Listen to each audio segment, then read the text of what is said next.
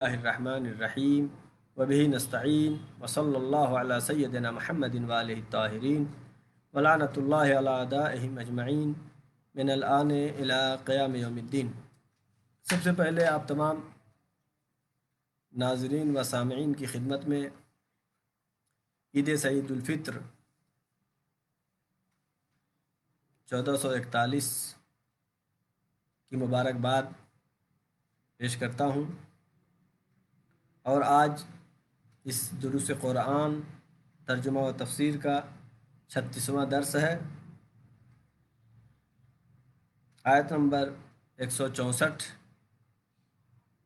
کی ترجمہ و تفسیر آپ کی خدمت میں پیش کیا جا چکا ہے، اور آج آیت نمبر 165 سے 169 165 سے 169 تک آپ کی خدمت میں پیش کیا جائے گا۔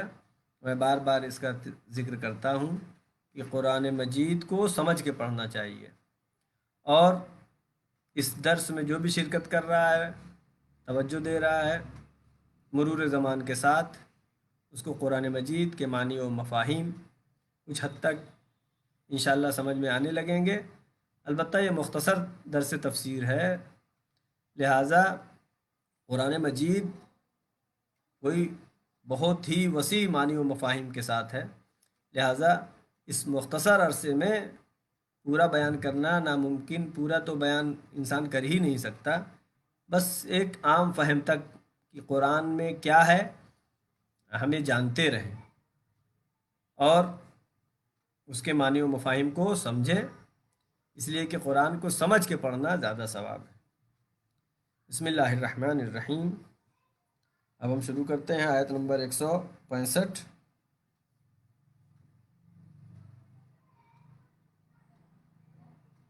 وَمِنَ النَّاسِ مَن يَتَّخِذُ مِن دُونِ اللَّهِ أَندَادًا يُحِبُّونَهُ كَحُبِّ اللَّهِ وَالَّذِينَ آمَنُوا أَشَدُّ حُبًّا لِلَّهِ وَلَوْ يَرَى الَّذِينَ ظَلَمُوا إِذْ يَرَوْنَ الْعَذَابَ أَنَّ الْقُوَّةَ لِلَّهِ جَمِيعًا وَأَنَّ اللَّهَ شَدِيدُ الْعِقَابِ۔ وَمِنَ النَّاسِ، اور لوگوں میں سے کچھ اور لوگ ایسے بھی ہیں، یعنی عام انسانوں میں سے کچھ انسان ایسے ہیں، مَن يَتَّخِذُ مِن دُونِ اللَّهِ أَندَادًا، جو کہ لیتے ہیں یعنی قبول کرتے ہیں، من دون اللہ اندادا، یعنی اللہ کے علاوہ دوسروں کو بھی اللہ کا شریک قرار دیتے ہیں۔ یحبونہ کحب اللہ، یعنی اللہ کا مثل قرار، انداد مانے مثل، یتخذو لیتے ہیں، من دون اللہ اللہ کے علاوہ، اندادا مثل، یعنی اللہ جیسا سمجھتے ہیں، یحبونہ کحب اللہ، وہ اسی طریقے سے ان کو چاہتے ہیں کہ جیسے ہم اللہ کو چاہتے ہیں۔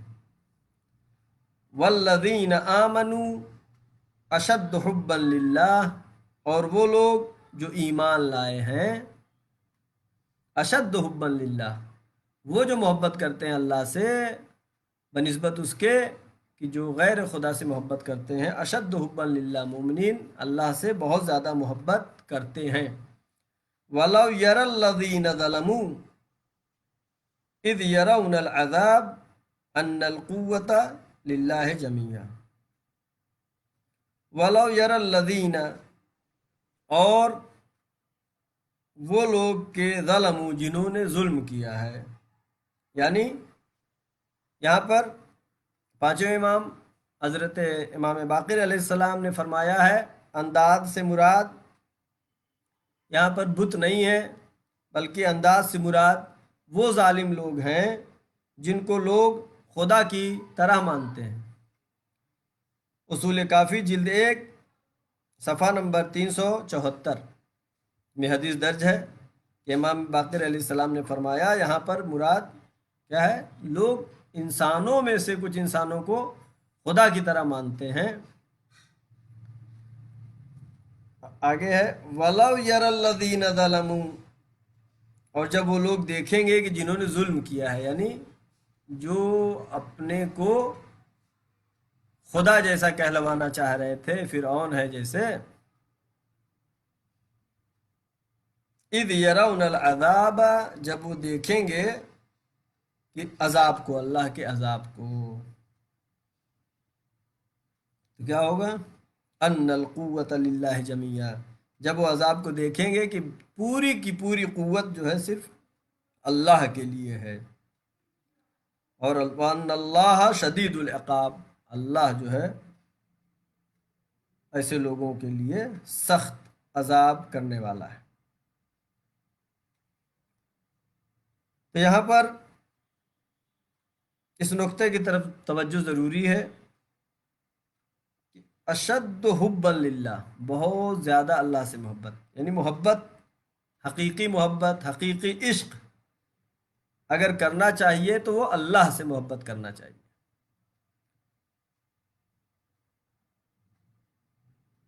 اور تمام قوتیں اللہ کے لیے، ان القوت للہ جمیعا،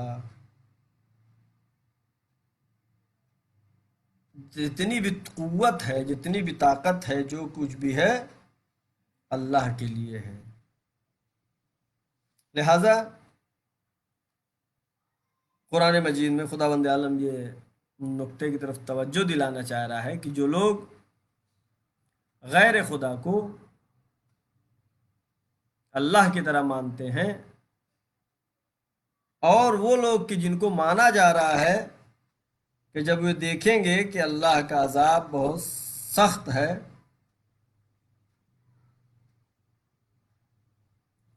تو اس وقت وہ متوجہ ہوں گے۔ آگے آیت اس کی توضیح دے گی۔ تو یہاں پر جو اہم بات ہے وہ یہ ہے کہ انسان کو چاہیے کہ محبت کرے تو خدا سے محبت کرے، جیسا کہ پیغمبر کی حدیث ہے کہ سب سے بڑی عبادت کیا ہے؟ کہ حبا للہ و بغضا للہ، اگر کسی سے محبت کرو تو اللہ کے لیے، اگر کسی سے دشمنی کرو تو اللہ کے لیے۔ اور آگے ہے آیت نمبر 166،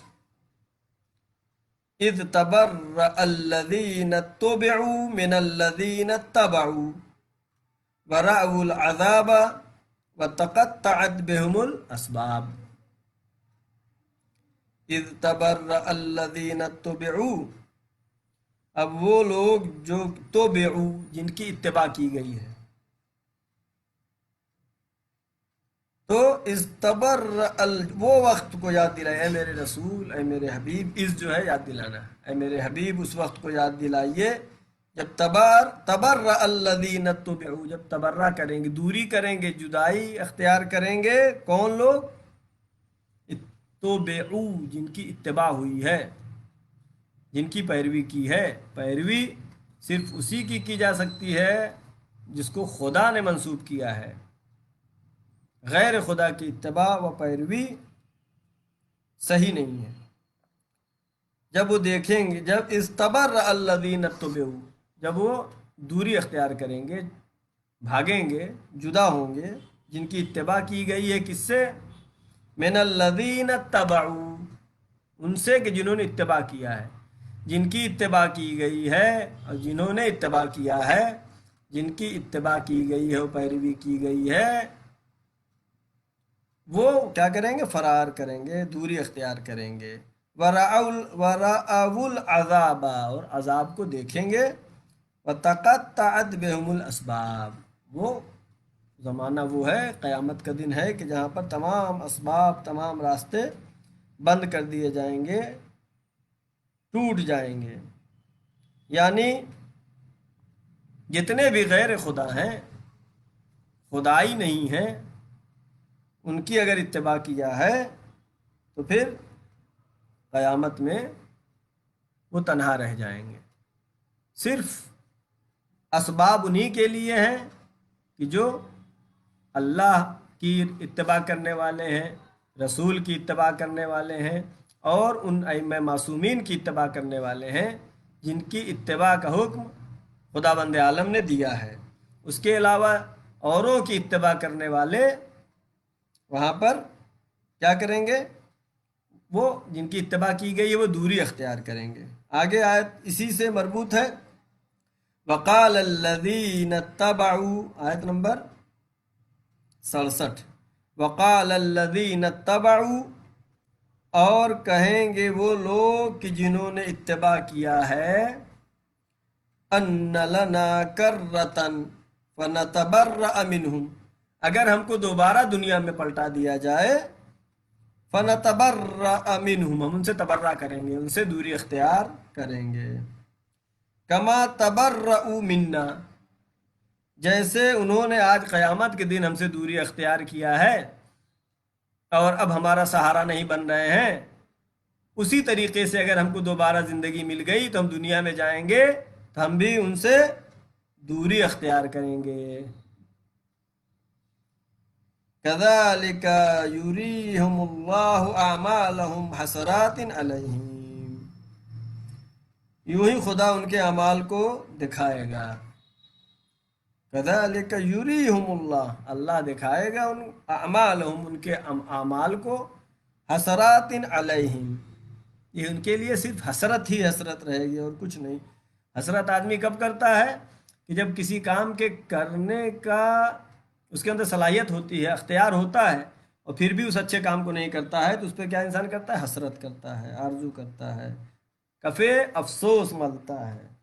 وما ہم بخارجین من النار، اور اس وقت جو ہے جہنم سے نکلنے کے لیے کوئی راستہ نہیں ہے، جہنم سے ان کو چھٹکارا اس وقت نہیں ہوگی۔ ایسا نہیں کہ دوبارہ زندگی ملے گی اور پھر آ کر کے جن کی اتباع کرنا ہے ان کی اتباع کریں، بلکہ دنیا میں ہی انسان کو چاہیے کہ دین کو، مذہب کو، شریعت کو اس طریقے سے اتباع کرے جو اللہ اور رسول نے حکم دیا ہے۔ لہذا وہاں پہ کیا تھا؟ وہ اپنی جان بچائیں گے جن کی اتباع کی گئی ہے، اور یہ کیا کہہ رہے ہیں کہ اگر ہم کو دوبارہ زندگی مل گئی تو ہم ان سے اسی طریقے سے متنفر رہیں گے۔ لہذا روایات میں ہے کہ انسانوں کی حسرت کے بارے میں، کہ انسان حسرت کرے گا قیامت کے دن بہت سی چیزوں کے بارے میں، مثلا جو خمس نہیں نکالتے ہیں، زکوٰۃ نہیں نکالتے ہیں، جو واجب ان کے اوپر فرائض ہیں ان کو انجام نہیں دیتے ہیں، اور جب مر جائے گا وہ تو اس کے ورثہ اس کے مال سے استفادہ کریں گے، اس کے رشتہ دار، اس کی اولاد، تب یہ افسوس کرے گا کہ کاش کہ ہم نے اس کو صحیح راستے میں خرچ کر لیا ہوتا۔ لہذا حسرت جیسا کہ روایات میں ہے، کون لوگ حسرت کریں گے زیادہ؟ ایک تو وہ ہے جنہوں نے حضرت علی علیہ السلام کو چھوڑ کر کے بنی امیہ کو اپنایا، وہ حسرت کریں گے۔ لہذا انسان کو چاہیے کہ جب تک دنیا میں زندہ ہے ایسے کام انجام دے کہ کل قیامت کے دن اسے کف افسوس نہ ملنا پڑے۔ اب آیت نمبر 168، یا ایہا الناس کلوا مما فی الارض حلالا طیبا، اے لوگو، کلو یعنی کھاؤ، مما فی الارض جو کچھ بھی زمین پہ ہے، حلالا طیبا، حلال جتنی چیزیں ہیں اس کو کھاؤ، طیبا یعنی پاک و پاکیزہ جتنی چیزیں ہیں وہ کھاؤ، ولا تتبعوا خطوات الشیطان، اور شیطان کے راستوں کی اتباع نہ کرو، انہ لکم عدو مبین، شیطان تمہارا کھلا ہوا دشمن ہے۔ تو معلوم یہ ہوا کہ آیتیں کہہ رہی ہے کلو من ما فی الارض حلالا، جو بھی زمین پر حلال ہے اور پاک ہے اس کو کھاؤ پیو۔ اگر ہم توجہ دیں تو زمین پر جو بھی چیزیں ہیں، کھانے کی لیے چیزیں ہوں یا حلال چیزیں ہوں یا پاک چیزیں ہوں، وہ زیادہ ہیں۔ اکثر چیزیں حلال ہیں کھانے کے لیے، تمام سبزی کھانے کے لیے حلال ہے، تمام گوشت کھانے کے لیے حلال ہیں، کچھ گوشت کے علاوہ کچھ جانور ہیں جن کا گوشت حلال نہیں ہے، ورنہ جو ہے اکثر جو ہے کیا ہے؟ حلال ہے۔ جتنے حلال ہیں ان کو کھاؤ، جتنے پاک ہیں، ذبح کیا ہوا ہو جانور۔ ولا تتبعوا خطوات الشیطان، شیطان کی اتباع نہ کرو۔ لہذا دین اسلام جو ہے یہ نہیں کہتا ہے کہ بس تنہائی میں جا کر کے اللہ اللہ اللہ اللہ کرتے رہو، بلکہ دین اسلام رہبانیت کا دین نہیں ہے، جدائی دین سیاست کا دین بھی نہیں ہے۔ دین اسلام معاشرت کا دین ہے، یعنی لوگوں کے ساتھ میں رہنا ہے، لوگوں کے درمیان رہنا ہے، عام انسانوں کی طرح رہنا ہے، اور اس میں رہ کر کے گناہوں سے بچتے ہوئے اللہ اور رسول کی اتباع کرتے ہوئے خوشحال زندگی دنیا میں گزارنے کی دین اسلام دعوت دیتا ہے۔ لہذا قرآن مجید میں جتنی مرتبہ دنیا کا تذکرہ ہوا ہے اتنی ہی مرتبہ آخرت کا بھی تذکرہ ہوا ہے، یعنی 115 مرتبہ ظاہراً دنیا کا ذکر ہوا ہے تو 115 مرتبہ آخرت کا بھی ذکر ہوا ہے، یعنی دنیا آخرت سے جدا نہیں ہے، یہ دنیا آخرت سے ملی ہوئی ہے، بس یہ ہے کہ یہ دنیا میں اللہ نے انسان کو بھیجا تاکہ اس کا امتحان لے، اور وہ امتحان میں کامیاب ہو جائے تو پھر اسے حیات ابدی میں اسی طریقے کی زندگی اسے عطا کرے۔ اگر اچھے کام کیے ہیں تو جنت میں رہے گا، زندہ رہے گا ہمیشہ، اگر برے کام کیے ہیں تو جہنم میں رہے گا، وہاں پہ بھی زندہ رہے گا ہمیشہ، اس لیے کہ وہ ہمیشہ رہنے والی دنیا ہے۔ یہ دنیا جو ہے وقتی ہے، انسان کے وقتی گزارنے کے لیے ہے۔ اب آیت نمبر 169 انما یأمرکم بالسوء والفحشاء وان تقولوا علی اللہ ما لا تعلمون۔ انما بے شک یأمرکم بالسوء، اوپر شیطان کا تذکرہ ہوا، تتبعوا خطوات الشیطان، شیطان کے قدم پہ نہ چلو، شیطان کے راستے پر نہ چلو۔